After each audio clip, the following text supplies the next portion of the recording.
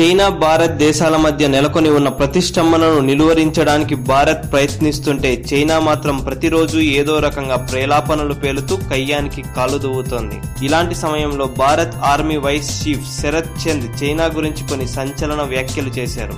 దేశ రాజధాని ఢిల్లీలో ఓ కార్యక్రమంలో పాల్గొన్న ఆయన చైనానుద్దేశించి మాట్లాడుతూ చైనాతో భారతదేశానికి సుదీర్ఘమైన సరిహద్దు రేఖ ఉంది. చైనా హిమాలయాల్లో పట్టు కోసం విపరీతంగా ప్రయత్నిస్తోంది. మన ఆర్థిక వ్యవస్థ కన్నా చైనా ఆర్థిక వ్యవస్థ 5 రెట్లు పెద్దది. ప్రపంచంలోనే అత్యధిక సైన్యం కలిగిన దేశం చైనా. ఇన్ని అనుకూలతలు చైనాకు ఉండటంతో మనకు చైనాకు మధ్య హిమాలయాలు ఉన్నా కూడా చైనాతో మనకు ఎప్పటికైనా ప్రమాదమే. చైనా రక్షణ శాఖకు ఎంత డబ్బు కేటాయిస్తుంది అనే విషయం బయట ప్రపంచానికి తెలియదు. ఆ దేశం కూడా ఎప్పుడూ చెప్పదు, చాలా గోప్యత పాటిస్తుంది. అమెరికా తరువాత రక్షణ శాఖకు అంత ఎక్కువ మొత్తంలో కేటాయిస్తున్న దేశం చైనానే అని పలు అంతర్జాతీయ నిఘా సంస్థలు ఈ విషయాన్ని తెలిపాయి. పాకిస్తాన్ దేశం మనతో యుద్ధం చేయడానికి సాహసించదు. ఆ దేశం దగ్గర అంత డబ్బు, సైనిక బలగం లేదు. కానీ పాకిస్తాన్ ఎప్పుడూ కాల్పుల విరమణ ఒప్పందాన్ని ఉల్లంఘించటంతో పాటు ముష్కరులకు సహాయం చేస్తూ మన దేశంలో అల్లర్లు సృష్టించి దేశంలో అస్థిరత నెలకొల్పడానికి ప్రయత్నిస్తూనే ఉంటుంది. చైనాకు కావాల్సింది కూడా ఇదే.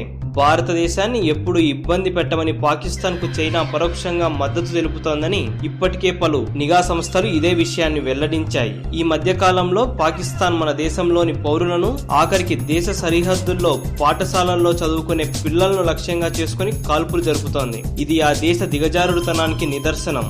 మన సైనికులు ఏ రోజు సహనం కోల్పోయి ఆ దేశ పౌరులను లక్ష్యంగా చేసుకుని కాల్పులు జరపలేదు. అది మన దేశ సైనికుల గొప్పతనమని చెప్పారు. చైనా పాకిస్తాన్ మధ్య ఉన్న రహస్య సంబంధం మన దేశానికి ఎప్పటికైనా పెనుముప్పే అని వ్యాఖ్యానించారు. ఒకవైపు పాకిస్తాన్, మరోవైపు చైనాతో పొంచి ఉన్న ముప్పు కారణంగా మనం మన రక్షణ శాఖకు భారీగా నిధులు కేటాయించాల్సిన అవసరం ఎంతైనా ఉంది.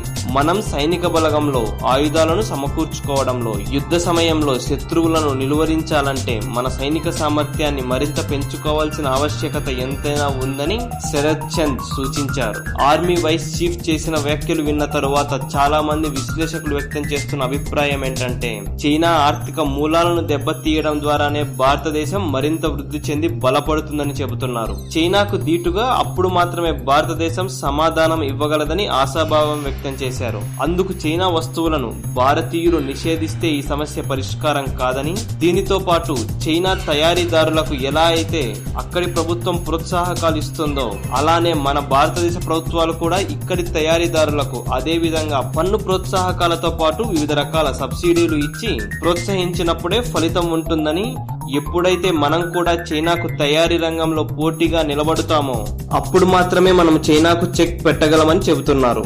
మరి మన ప్రభుత్వాలు ఇప్పటికైనా ఆ దిశగా అడుగులు వేస్తాయో లేదో వేచి చూడాలి.